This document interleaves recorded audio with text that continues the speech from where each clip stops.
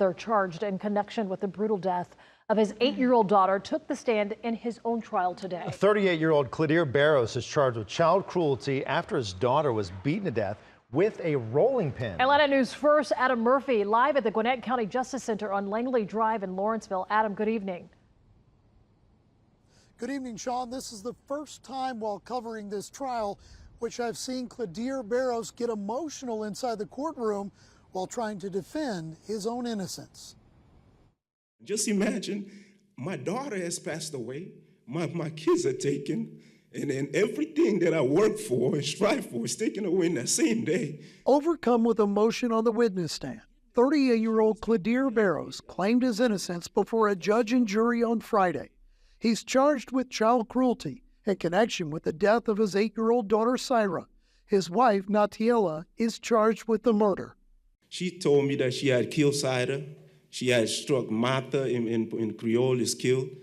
And she took for me to call somebody to go get Syra and her, which she was going to commit suicide.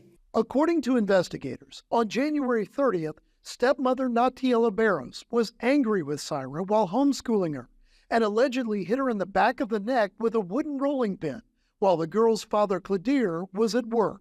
So she never told me anything about the rolling pin, or I've never seen the rolling pin. Prosecutors tried to prove that Cledir knew about prior abuse in the home and that he showed more concern for his wife after the incident than his own child. I forgave her simply because the Spirit of God led me to forgive her, not consenting to what she did, which was terrible. I'm not co-signing with what she was doing. I just forgave her for what she did. The fate of Cledir Barros will once again be in the hands of a jury. This case marks his third criminal trial in a row. The first two ended in mistrials.